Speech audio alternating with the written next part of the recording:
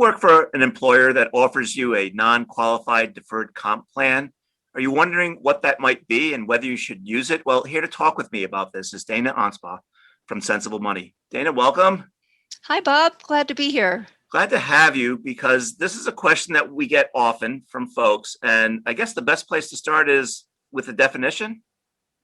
Yeah, what is a non-qualified deferred comp plan? It's a great question. In simple terms, it's a plan that allows you to take some of your compensation and tuck it away, not pay taxes on it today, and defer it until later. And at the time that you take it back out, of course, you'll pay taxes then. Now, that sounds relatively easy to understand, but there are actually several types of non-qualified deferred comp plans, and they all work a little bit differently.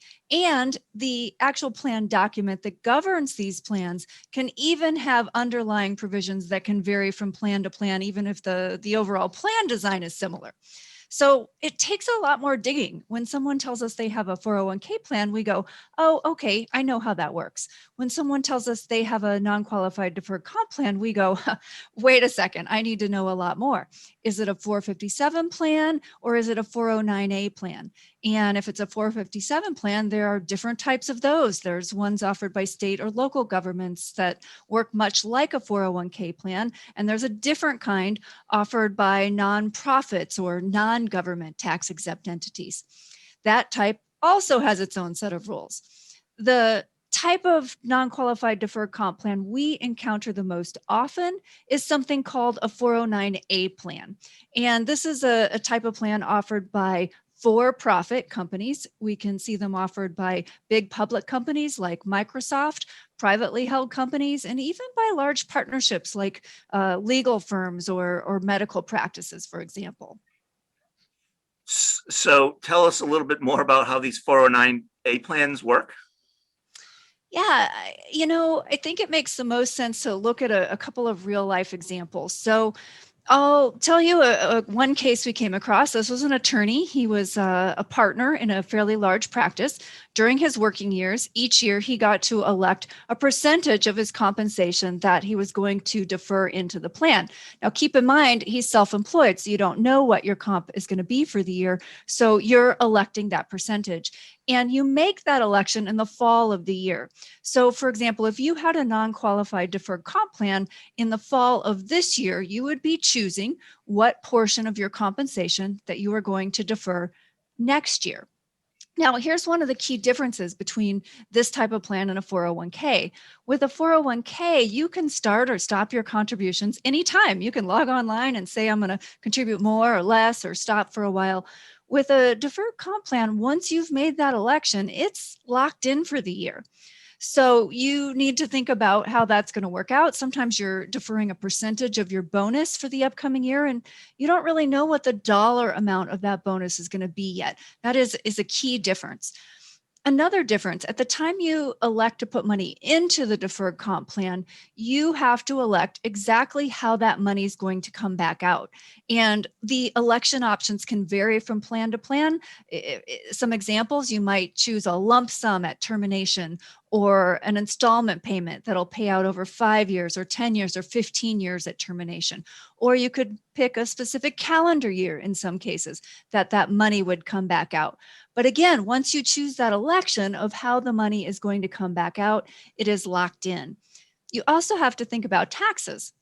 In the case of the attorney I'm talking about, he was self-employed. And so when that deferred comp money came back out to him, he had to pay not only ordinary income taxes, but also FICA taxes, payroll taxes. And he had to pay both the employee portion and the employer portion.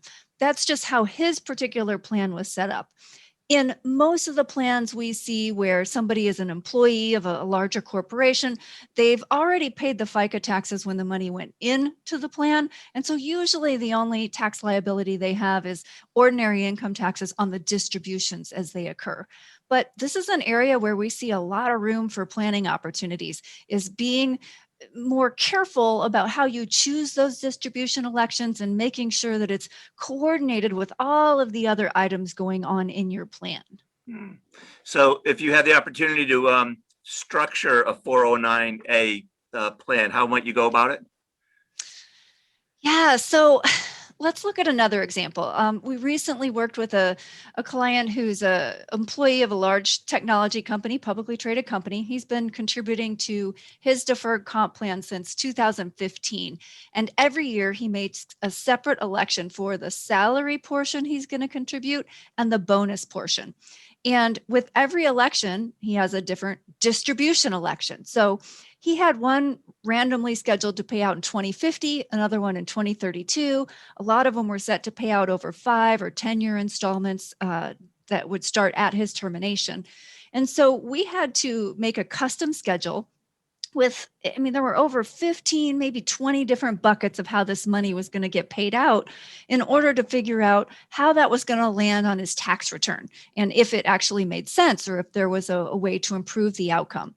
So once we had that schedule, we could go in and go, wow, this set of years right here, you're going to have a lot of this deferred comp paying out and a lot of other things going on, stock options and that are going to be vesting those years. And so if we can defer some of that income to a later year, it's going to mean you're going to spread your tax liability out. So going forward, we were able to recommend that he choose the 15-year installment payout option.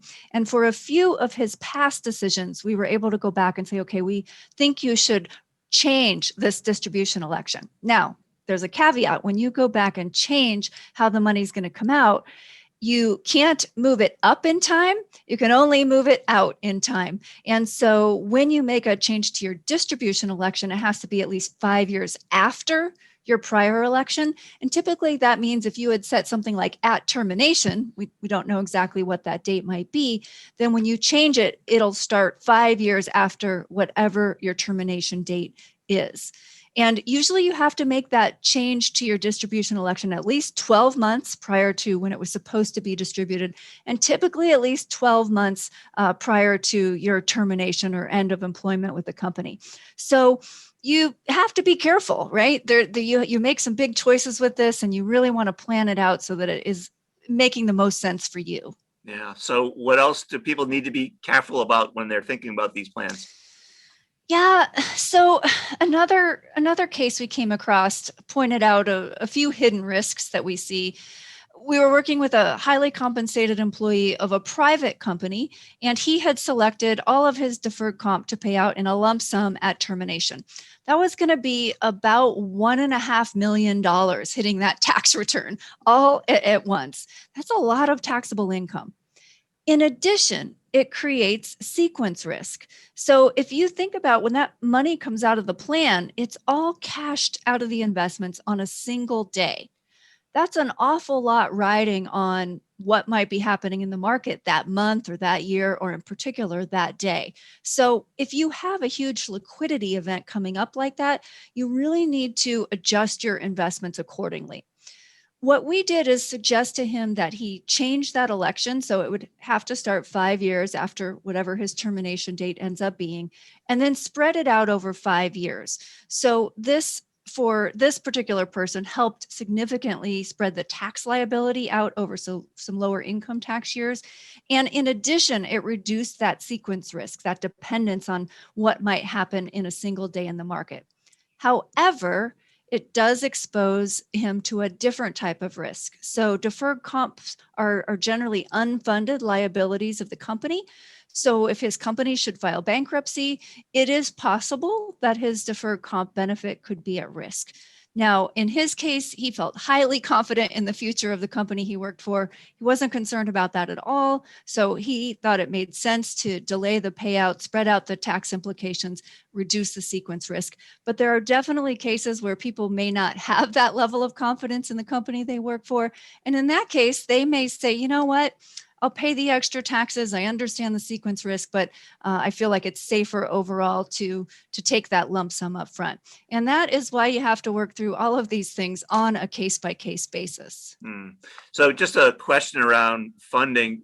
If you have an opportunity to fund an HSA, a 401k, and a non-qualified, would you fill up the HSA and 401k buckets first before you filled up your non-qualified deferred comp plan?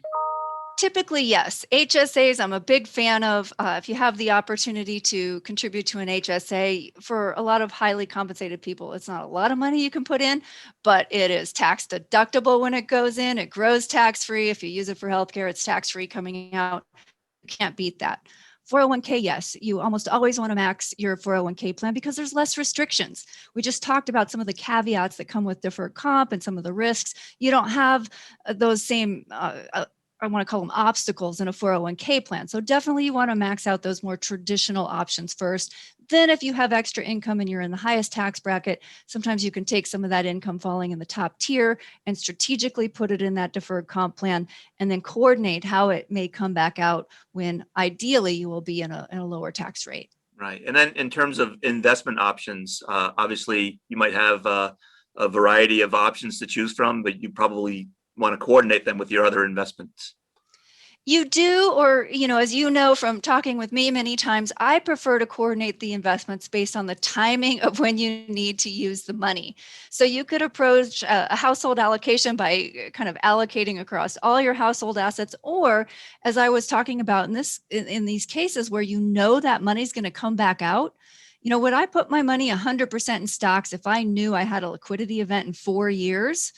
No, I wouldn't. Or if I have the money scheduled to pay out, let's say over a 5-year time frame, that's very different than if I'm 20 years away from retirement and then that money's gonna grow. So I think you really want to pay attention to when is that money coming back out of the plan, because you can't transfer out of a deferred comp plan in kind, right? They cash in the investments and send you the money. So making sure those investments have the appropriate level of risk for the timing of when that liquidity event's going to happen is pretty important.